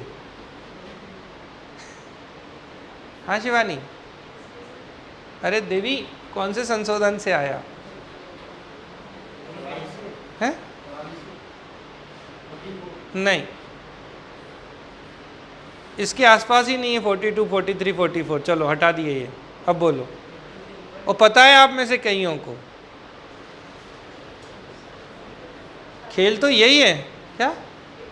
86 से देवी माता 21A आया था। क्या आया था ये?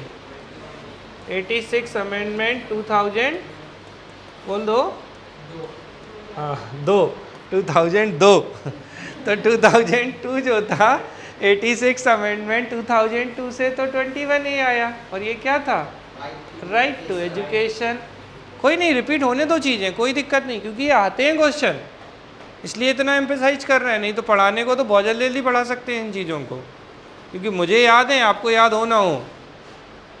ठीक है, तो 21A इससे आ गया 86 से, इसको एक तरफ कर दो। मैं बात कर रहा हूँ 43B की। अच्छा कौन कोऑपरेट करता है भाई?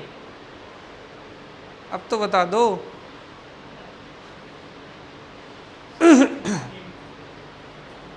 लाइव क्लास चली जाने दो,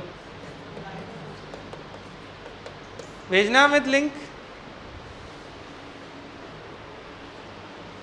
अरे वॉइस आ रही है? देखिए समझिए, 43B जो है ना वो 97 कॉन्स्टिट्यूशन अमेंडमेंट एक्ट 2011 के माध्यम से आया।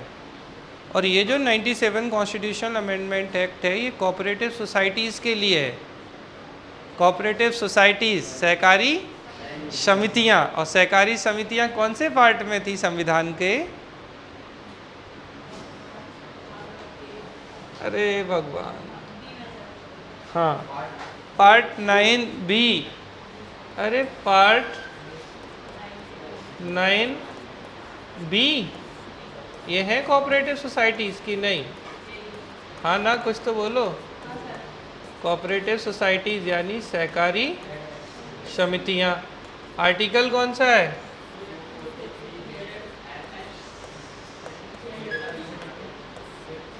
ZS से ZT, ठीक है। और कहाँ थे? Article 19(1) sub clause C।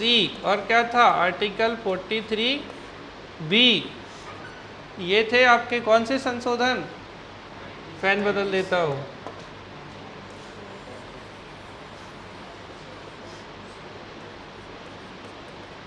संतानवेवां संविधान संशोधन 2011। तो 97 अमेंडमेंट 2011 से बेटा कोऑपरेटिव सोसाइटीज़ पार्ट 9B में जोड़ी गई, जो कि 243 ZS से ZT तक है। इसके अलावा हमारे संविधान के आर्टिकल 19 के सब क्लॉज 1 के सब क्लॉज C में भी कोऑपरेटिव सोसाइटीज़ आई, और आर्टिकल 43B में कोऑपरेटिव सोसाइटीज़ जोड़ी गई, सहकारी समितियां। और ऐसे याद ना हो तो BB ही कोऑपरेट करती है, बस ऐसे समझ लो, कुछ नहीं तो B कौन करेगा कोऑपरेट? ठीक है, अब ऐसा नहीं कि पति को नहीं करना है, याद कराने के लिए कर रहे हैं हम तो वापस आपको, ठीक है ना। तो 43B देखो, A जो है वो 42 से है, समान न्याय निःशुल्क विधिक सहायता।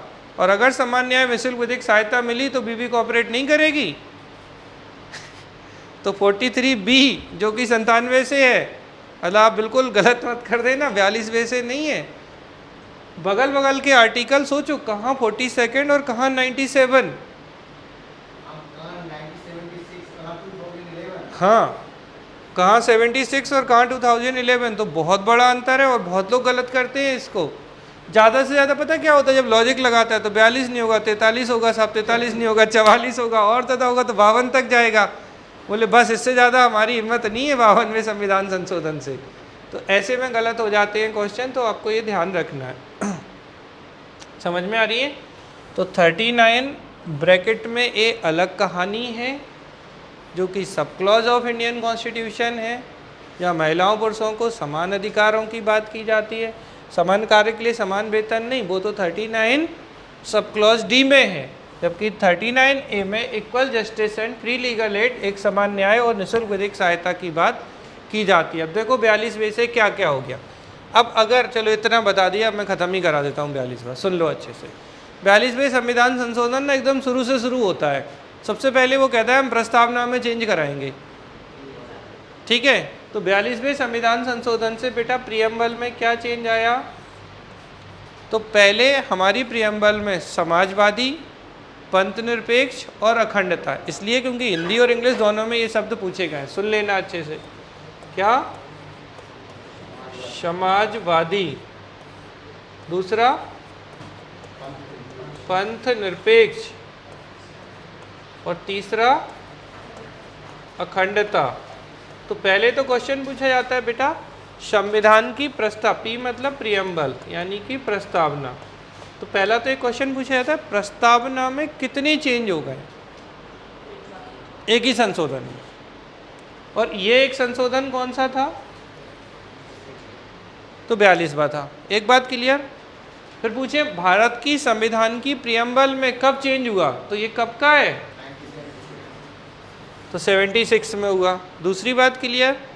फिर पूछते हैं प्रस्तावना में, मूल संविधान की प्रस्तावना में क्या नहीं था? तो समाजवादी, पंथ निरपेक्ष और अखंडता, ये तीनों शब्द नहीं थे। अब समाजवादी का मतलब सोशलिस्ट, पंथ निरपेक्ष यानी सेक्युलर, और अखंडता मतलब इंटीग्रिटी। ठीक है, यूनिटी थी, एकता थी, लेकिन अखंडता नहीं थी। तो भारतीय संविधान के प्रियम्बल जो हमारे संविधान का दर्पण है, मिरर ऑफ द कॉन्स्टिट्यूशन है, सोल ऑफ द कॉन्स्टिट्यूशन है, संविधान की आत्मा है, इस संविधान की प्रस्तावना में 3 चेंज एक ही संशोधन से किए गए। वो था 42nd अमेंडमेंट 1976 में सोशलिस्ट, सेक्युलर और इंटीग्रिटी शब्द जो है वो जोड़ दिए गए थे। तो कभी कभी तो क्रम पूछ लेते हैं, तो समाजवादी, पंथ निरपेक्ष और अखंडता। पंथ निरपेक्ष, समाजवादी, अखंडता, अखंडता, पंथ निरपेक्ष, समाजवादी। ना ना बाबा, पहले समाज है, फिर पंथ है, फिर अखंड है, ठीक है ना। तो सोशलिस्ट, सेक्युलर और इंटीग्रिटी, ठीक है। तो SSEI, ठीक है। तो आपको ध्यान रखना है सोशलिस्ट, सेक्युलर और इंटीग्रिटी। तो पहला संशोधन किसमें हुआ 42वें से? प्रस्तावना में हुआ। फिर प्रस्तावना के बाद हम आते हैं किस पे? तो सेकंड, अगर हम देखें तो हमारे पार्ट 1, पार्ट 2 और पार्ट 3, इससे 42वें में कोई चेंज नहीं आया। पार्ट 1, 2, 3 में। पार्ट 4 यानी कि DPST में हमने क्या क्या चेंज देख लिए? 39A इसी से आया, देख लो बेटा यहाँ पे पहले। 43A इसी से आया, मैं लिखने के लिए छोड़ दूंगा, कोई प्रॉब्लम नहीं है। फिर देखें 43 के बाद 48A इसी से आया, और एक 51A या का, लेकिन ब्रैकेट में नहीं है, मैंने पूरे को ब्रैकेट में लिख सकते हो, लेकिन अकेले A को नहीं। तो ये सब किससे है? ठीक है, थोड़ी देर के लिए 44 बार हटा दूँ अभी। अब तो याद हो गया कि 44 बार 78 में, जिससे कि कोई कन्फ्यूजन ना जाए कि हम बात किसकी कर रहे हैं। ये तो आप भूलोगे नहीं 21 से कि 86 बार था। तो हमने कितने महत्वपूर्ण अमेंडमेंट देखे, देखो अब समझना। पहला 1951 में था, बात ख़त्म। 42 बार देखा हमने, ठीक है। 86 हमारा हो ही गया, इतना ही था। 86 में कुछ और है ही नहीं, राइट टू एजुकेशन है। तो 86 अमेंडमेंट 2002 का है, 21A में है। फिर हमने इसके साथ में आपको कौन सा बता दिया? अरे रे रे रे, सब खत्म ही हो जाता है ये तो। 43B जो कि कोऑपरेटिव सोसाइटीज़ के लिए, सहकारी समितियों के लिए है। इसमें बेसिकली आपके 97 अमेंडमेंट जो है, इससे एक तो पार्ट 9B जोड़ा गया 243 आर्टिकल ZS से ZT के लिए, और ज़्यादा याद नहीं हो तो या जा से या ना, जैसे कोई होता है ना, या जा या ना जा भाई, अगर कुछ नहीं याद आ रहा है तो या जा या ना। तो ZH से ZT कोऑपरेटिव सोसाइटी, सहकारी समितियाँ। और सहकारी समितियाँ हैं कहाँ कहाँ? आर्टिकल 19 का 1 का भी C, ठीक है। और यहाँ 43B, ठीक है। और यहाँ क्या 243 ZS से ZT, ये सब किससे आई है? 97 अमेंडमेंट 2011 से जोड़े गए सहकारी समितियों के प्रोविज़न, ठीक है। समझ में आ रही है? यहाँ हो गया आपका क्या? एक समान न्याय और निःशुल्क विधिक सहायता 39 सब क्लॉज D, ये बिल्कुल अलग है, ये संशोधन से नहीं है। ये तो समझ में आ गई ना बात, क्योंकि ये तो था equal wages for equal work for male and female, पुरुषों। 43A बताइए कोई भी, हाँ बोल दो। Workers participation in factories etcetera, ठीक है, कारखानों आदि में कर्मकारों की भागीदारी, ये 43A है, ठीक है। ये किससे आया? ये भी 42वें से आया, B नहीं। 48A क्या है? तो पर्यावरण संरक्षण एवं संवर्धन, तो एनवायरनमेंट प्रोटेक्शन और कंजर्वेशन की बात करता है, वन और वन्य जीवों का संरक्षण, ठीक है। तो प्रोटेक्शन ऑफ वाइल्ड लाइफ। तो ये 43A, 48A, 39A, 51A में फंडामेंटल ड्यूटीज़ हैं, हमारे मौलिक कर्तव्य है। इसके अलावा हमारा किसमें? प्रियम्बल में, अभी ख़त्म नहीं हुआ ये 42वां। इसके अलावा कहाँ? 323A, यहाँ क्या है? कैट कर देते हैं, सेंट्रल एडमिनिस्ट्रेटिव ट्रिब्यूनल, केंद्रीय प्रशासनिक अधिकरण। ये भी 42वें संविधान संशोधन से है। और पार्ट कौन सा है? Part 14A article 323A। ये खूब पूछा गया है कि केंद्रीय प्रशासनिक अधिकरण किस आर्टिकल में है। तो ये भी 42वें संविधान संशोधन से आए थे, आर्टिकल 323A में, पार्ट 14A में। समझ में आ रही है बात कि नहीं आ रही है? कितनी चीज़ें संविधान संशोधन से चेंज की गई, इसीलिए ये लघु संविधान है, ठीक है। समझ में आ रही है बात? इसी से जैसे हमने क्या कहा और क्या बताया था, tenure of the legislative assembly and Lok Sabha, ठीक है, इंक्रीज फ्रॉम कहाँ से 5 ईयर टू 6 ईयर, और फिर क्या करेंगे 44वें से 6 से 5 करेंगे। ठीक है, समझ में आ रहा है? ये है मिनी कॉन्स्टिट्यूशन जिस पे हमें बात करनी है। 2 मिनट और लूँगा, बस समझिए। एक हमारा पहला इम्पॉर्टेंट है, जो हमने पढ़े उनमें 42वां 42nd इम्पॉर्टेंट है, 44 इम्पॉर्टेंट है। उसकी कभी नहीं पूछी कि बस एक ही प्रश्न आया है कि पहले संविधान संशोधन कब हुआ, तो हमें बहुत हैं, आप समझो अभी, मतलब आप 106 पे बात कर रहे हैं, इसलिए अभी हमें सिर्फ पहले किस पे जानना है कि कौन सी इंपॉर्टेंट है जो एग्ज़ाम में आते हैं। तो एक फर्स्ट कब हुआ 51 में, 42nd कब हुआ 76 में, 44 कब हुआ 78 में, एक 52 इम्पॉर्टेंट है। कल हम इस पर अच्छे से बात करेंगे, क्योंकि दल बदल अब चुनाव हो रहे हैं तो बहुत आती है इस पर बात, एंटी डिफेक्शन वाली बात है। तो एक 52nd इम्पॉर्टेंट है, एक 61 इम्पॉर्टेंट है, एक 73 इम्पॉर्टेंट है। 73 पंचायत से है, 74 म्यूनसिपैलिटीज़ नगर पालिकाओं से है, 86 राइट टू एजुकेशन है। फिर इसके बाद 89 SC/ST एक्ट को, SC/ST कमीशन को सेपरेट किया था 89 ने। फिर 92 बोडो डोगरी मैथिली संथाली से है। फिर 97 कोऑपरेटिव सोसाइटी से है। और फिर इसके बाद 99, हाँ क्या कह रही थी शिवानी 99 को, अब बता दो क्या है? हाँ वो तो गलत है, अब बताओ तो सही क्या है। तो 99 कोई भी बोलिए लाइव में। अच्छा 100 बता दो कोई, चलो 101 बता दो। अब तो बता दो, आज ही पढ़ाया होगा सर ने, नहीं बताया कि 101 अमेंडमेंट से GST लाया गया, 101वें संविधान संशोधन से। अब GST किस वाले संशोधन में था भैया? कुछ में होगा, तीसरी कैटेगरी में होगा कि नहीं होगा, क्योंकि 7th शेड्यूल को प्रभावित कर रहा है। तो GST 1 जुलाई 2017 से लागू हो गया था। तो GST 10, ऐसे समझ लो GST में टैक्स देते हैं ना, टैक्स, तो 101 रुपये का चंदा चढ़ा रहे हैं, 101 रुपये देते हैं ना, किसी को दान में देते हैं, तो 101। तो 101 अमेंडमेंट किसके लिए? GST के लिए। 102 किसके लिए? OBC कमीशन के लिए। 103 किसके लिए? EWS के लिए। 104 किसके लिए? SC/ST का रिजर्वेशन बढ़ाया था 104 से। इवन अगर हम कहें तो एंग्लो इंडियन को समाप्त कर दिया गया था प्रोविजन 104 से। फिर 105 आता है, फिर 106 आता है।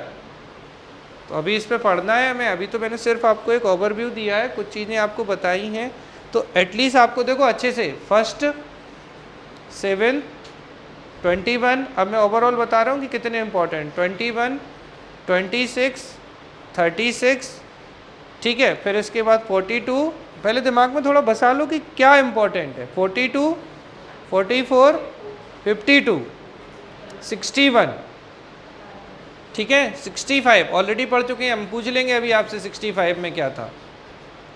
ऐसे मत करो यार, बता दो अब तो। क्या था?